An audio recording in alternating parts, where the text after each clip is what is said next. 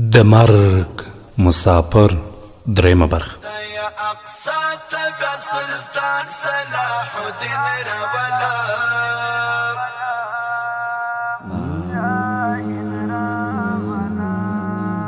د اسلامی نړۍ غم خوره تل شاهین رولا شاهین رولا خدای اقصا تبع سلطان صلاح الدین رولا شاهین رولا. د مرګ مسافر د داستان درنو قدرمنو اوریدونکو په دې هیله چې ټول به جوړ او روغ یاست. الله رب العزت مو خوشحاله لره. دا د محسن احسان مې یو ځل بیا د مرګ مسافر د ناول د خپرونې کوربتوب کوم په دې هیله چې دا خپرونه تر پایه راسره واورئ. درنو او قدرمنو اوریدونکو په تېره برخه کې مو اورېدل هغه خپله کرسۍ چوکۍ نور هم د عمیر طرف ته نږدې کړه. زما نوم ارتای خان دی. عمیر بن خزام د هغه لاس ولید. دا چې نور څه وسول دا به په نن خپرونه کې واورو. عمیر بن خزام د هغه لاس ولید بیا په ډبل اواز سره وویل واوره ارتای خان ته په خپل لښکر کې منګ باشي یې آیا ما رښتیا وویل؟ ارتای خان په حیرانتیا سره د عمیر په طرف وکتل. تا بالکل رښتیا وویل راهبه. څه وخت مخکې تا خپل یو دښمن مړ کړ چې ستا په دښمنانو کې مشهور و.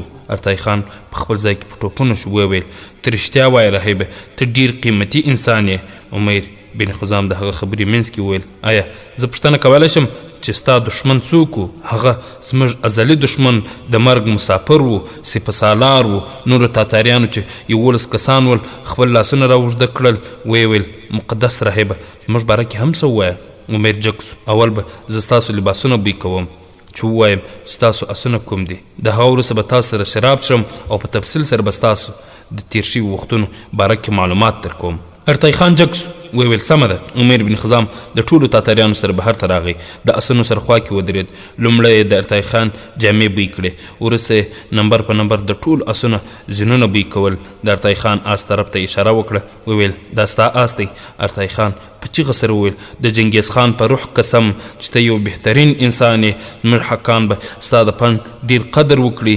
دې نه وروسته عمیر بن خزام د ژر درو نورو تاتاریانو جامې بوی کړ او هر یوه ته یې خپل آس صحیح وښود.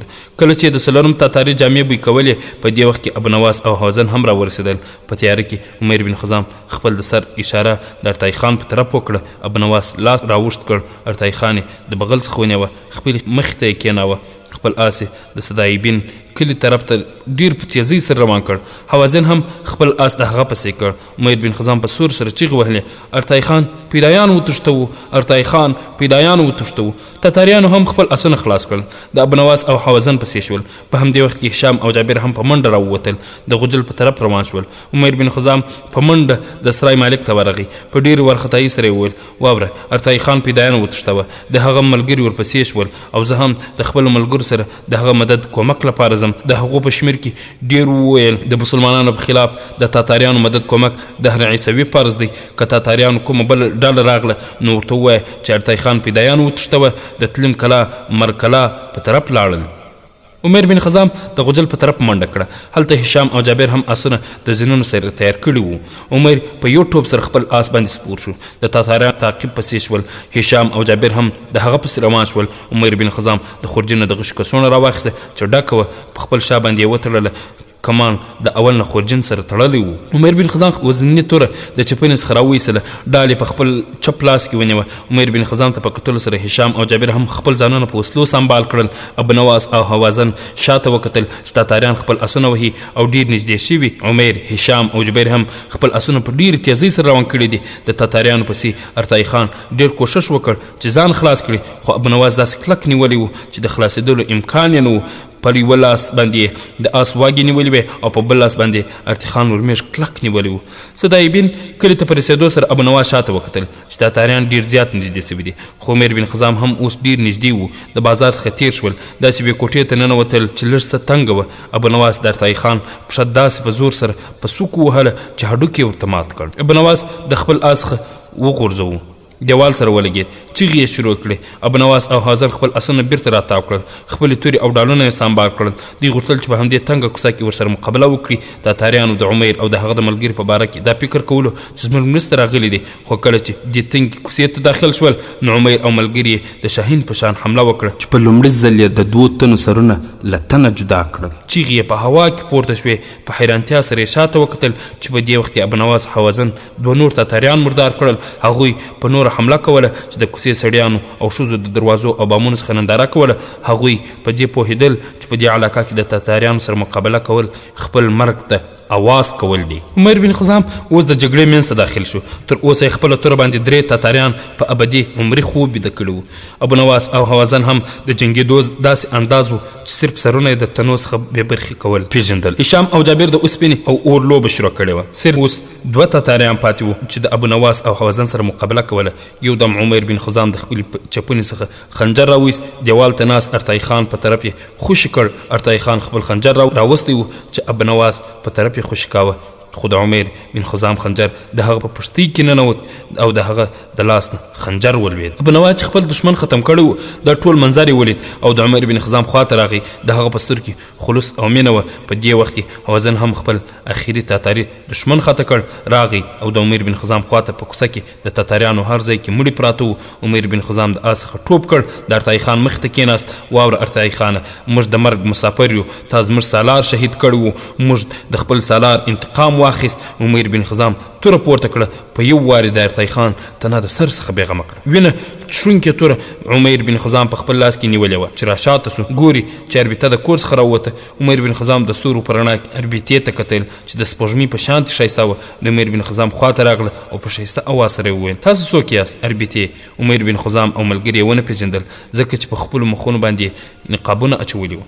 عمر بن خزام خپل اواز بدل کړ: موږ مسلمانان یو، د مرګ په تلاش کې دلته رارسېدو. آیا ستاسو تعلق د مرګ مسافرو سره دی؟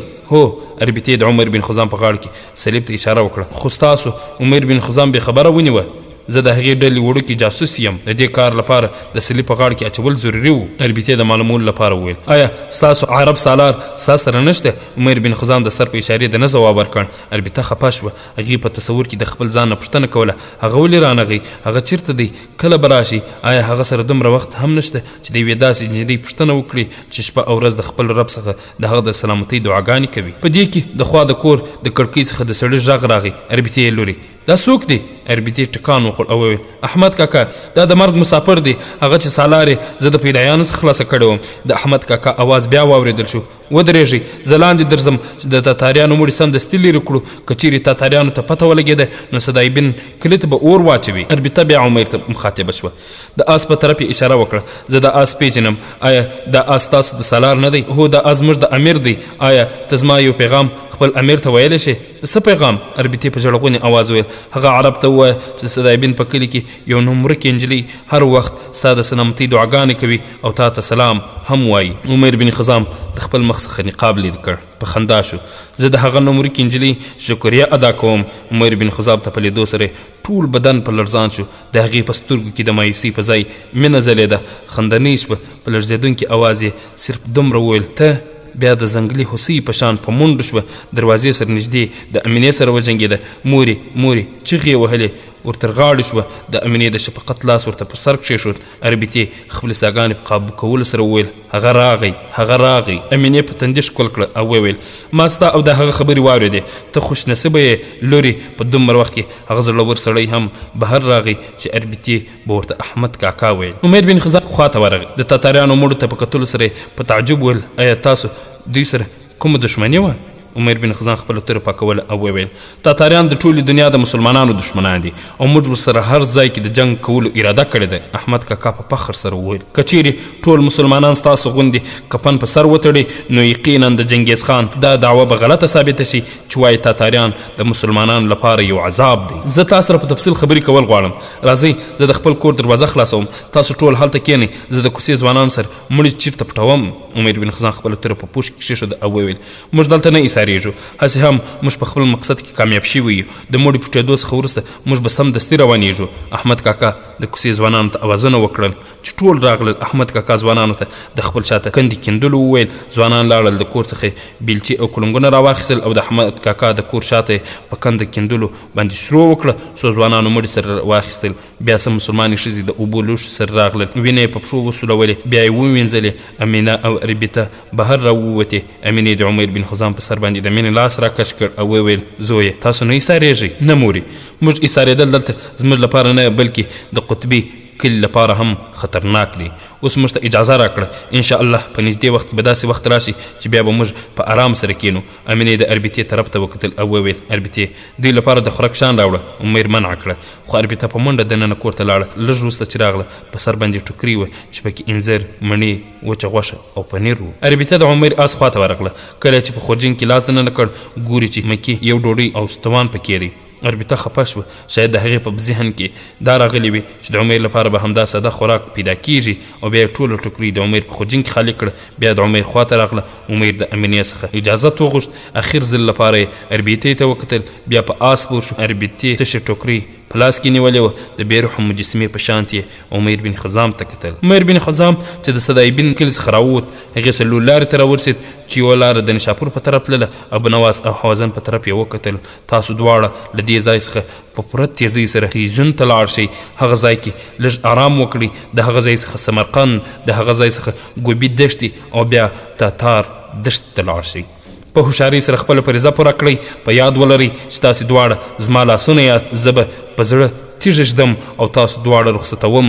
په یاد ولرئ چې زه به ستاسو داسې انتظار کوم لکه تږي چې د اوبو انتظار کوي. ابو نواسه ته خپل خورجین زما له خورجین سره بدل کړه. په هغه کې اربیتې ډېر شیان اچولی دي، ستاسو به په لاره کې په کار شي. ابو نواس د آس څخه راکوز شو او وویل په دې کې به لږ څه موږ واخلو او باقي به تا ته پرېږدم. نه، موږ ته په لاره کې د سرایو څخه د خوراک لپاره ډېر څه پیدا کېږي. ابو نواس د عمر خواته راغی او وویل آیا دا ستا حکم دی؟ حکم ورته وایې یا د ورور ارزو؟ خو بیا هم دې کې زما خوښي او خوشحالي ده. ابو نواس بې ځوابه شو. خپل خورجین یې د عمر خورجین سره بدل کړ. عمر، هشام او جابر د ابو نواس او حوازن سره خدای پیمانی وکړ او سره جدا شول. هر یو په خپل طرف روان شو. ابو نواس او حوازن د قزیون په طرف او عمر، هشام او جابر د خپل وطن مسکن په طرف روان شول.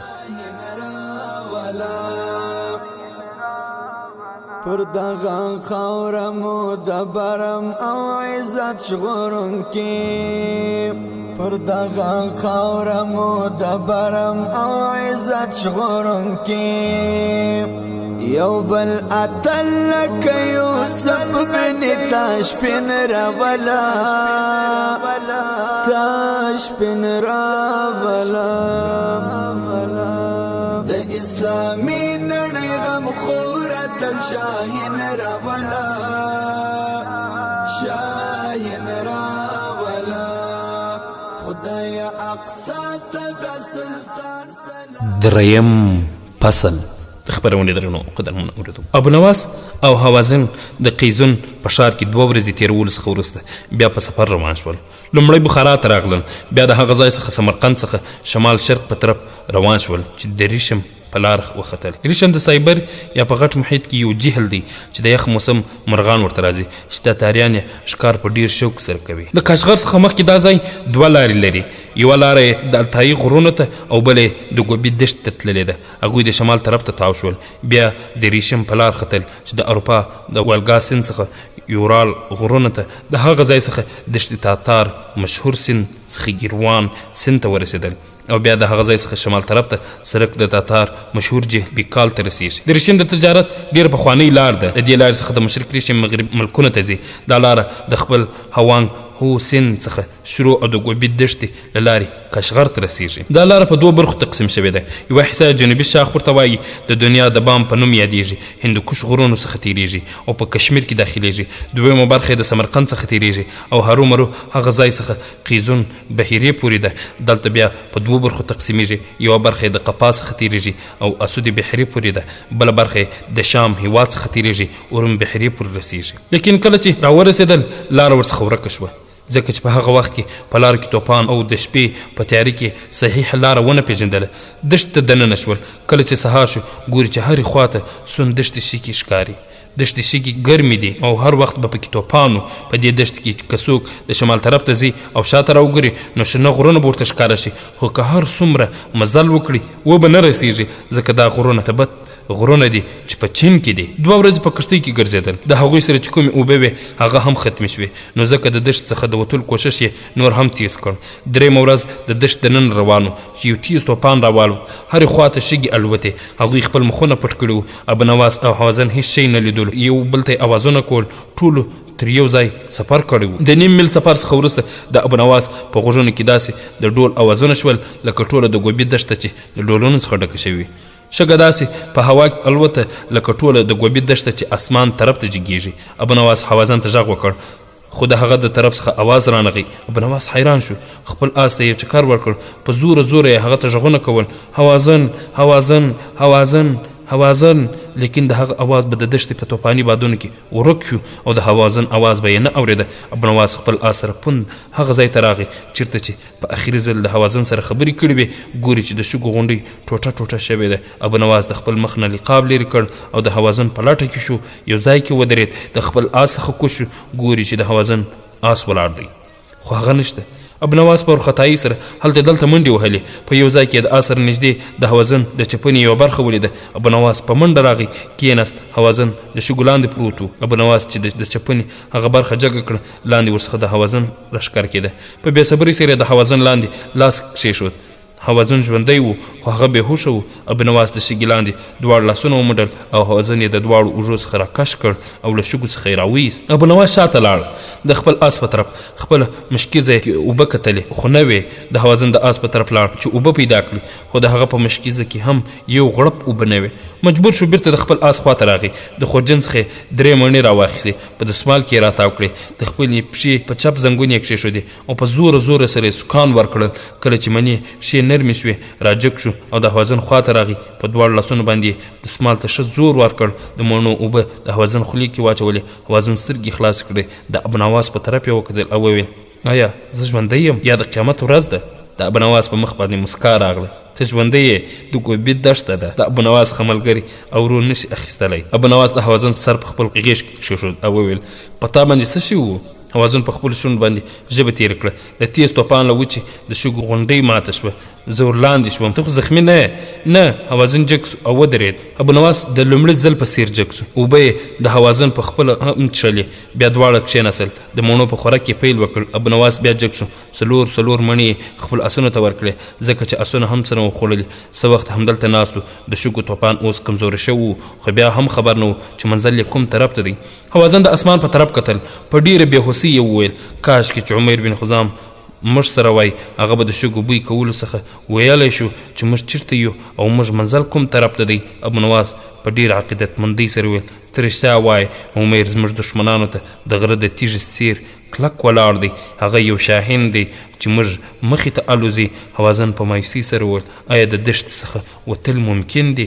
د حوازن د ځواب په ځای ابونواس جګ شو او په هوا کې یو طرف ته اشاره وکړه. حوازنه هلته وګوره. حوازن جګ شو، ودرېد، هغه طرف ته یې وکتل کوم طرف ته چې ابونواس اشاره کړې وه. ګوري چې یوه مرغۍ په هوا کې د شمال مغرب په طرف روانه ده. ابونواس په چیغې سره وویل، حوازنه چېرته چې دا مرغۍ ځي هلته یقینا آبادي خلک شته، موږ باید ژر د هغې په تعقیب پسې شو.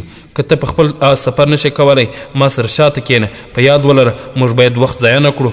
قدرت زموږ د مرستې لپاره رالیږلې ده. ته فکر مه کوه، زه په خپل حواس کې یم، ته په خپل آس پوه شه. 2 په خپلو آسونو باندې سپاره شول او همهغې مرغۍ پسې شول. چېرته چې مرغۍ ځي دوی هم ورسره ځي. د دشتې توپان اوس هم کم شوی و، په ډېرې تیزۍ سره روان و. د ماښام څخه مخکې هغوی په خپل آسونو باندې په ټوپونه شول، ځکه چې اوس دښته ختمه شوې وه او مخې ته یې غټ میدان و چې د شنو وښو څخه ډک و. چې مخکې لاړل د هغوی د خوشحالۍ انتها نه وه، ځکه مخکې د شنو پاکو اوبو جهل و. ښي طرف ته یوه قافله د شمال مغرب په طرف روانه وه. دا هغه لار وه کومه چې دشتې تاتار ته تلله. 2 د آسونو څخه کوز شول. آسونه یې د خوراک او اوبو څښلو لپاره خلاص پرېښودل. دوی هم د جهل په غاړه کښېناستل.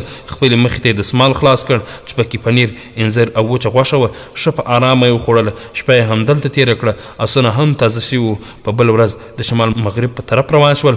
کوهستان التایی څخه تیر د ګوبي دښتې خوا کې سفر کولو یو ورځ دښتې تاتار ته داخل شول چې کله د یوې چینې سره خوا کې تېرېدل نو دواړه ودرېدل ځکه چې د مازدیګر د لمونځ وخت و دواړه کېناستل اودس یې شروع کړ کله چې هغوی اودس کولو تاتاریان خاقان غدایي خان د هغه مشر ورور تای خان اوس جنګیالۍ د هغه ځای څخه تېرېدل چې تای خان چې هغوی په اودس ولیدل د هغوی په طرف اشاره وکړه او غدایي خان ته یې وویل دا دواړه مړه کړه ځکه چې په پیاسا کې چې په ګرمۍ کې په روان اوبو کې مخ او لاس ومځئ د قانون خلاف دی د دین علاوه چې غدایي خان د مسلمانانو څخه سخته کرکه کوله غدایي خان نسبتا چې غدایي خان ته رحمدل زړه خوږی و ویل ودرېږه زه ورڅخه پوښتنه کوم خپل آس یې ورنږدې کړ او ترې راکوز شو د ابونواس خوا کې ودرېد ویل تاسو څوک یاست ابونواس خپل شاته وکتل او په اطمینان سره یې ځواب ورکړ موږ دواړه پهلوانان یو د غدایي خان پهلوانانو مقابلې لپاره د مصر څخه راغلي یو موږ اورېدلي دي چې د ښو پهلوانانو ډېر قدر کوي غدایي خان په مسکا ځواب ورکړ او ویل که تاسو دواړه پهلوانان یاست زه به مو مرګ ته پرېنږدم واورئ زما سره زما مشر ورور چې غدایي خان هم دی چې ستاسو د مرګ اراده یې کړې ده لباس نه یې د سپینو زرو سیخ راویست او د هغوی په مخ کې اوبو کې واچو او وویل سبا چې تاسو ماته راوړئ نو تاسې دواړه به ووایئ چې موږ مخ او لاسونه وینځلو بلکې موږ څخه د سپینو زرو سیخ په اوبو کې لوېدلی وو موږ ځکه دې اوبو کې لټاوه غدایي خان واپس راغی خپل مشر ورور چې غدایي خان ته یې وویل بهتره به دا وي سبا یې زما مخ راوړئ د هغوی خبرې به واورو بیا به همهغسې سزا ورکړو تتاري جنګیالیو ابونواس او حوازن ونیول په خمک یې واچول چې شاوخوا ترې جنګیالي پیره کوله په دویمه ورځ له خیمې څخه راویستل یوې بلې غټې او ښایسته خیمې ته یې راوستل چېرته چې غدایي خان او چې تایغی خان ناست و غدایي خان ترې امرنهلجه پوښتنه وکړه تاسو دواړه په روانو اوبو کې مخ او لاسونه وینځل ابونواس سمدستي په ځواب کې وویل د مرګ مسافر د داستان درنو او قدرمنو اورېدونکو دا چې په ځواب کې یې څه ورته ویل دا به په راتلونکي خپرونه کې واورو انشاء الله تعالی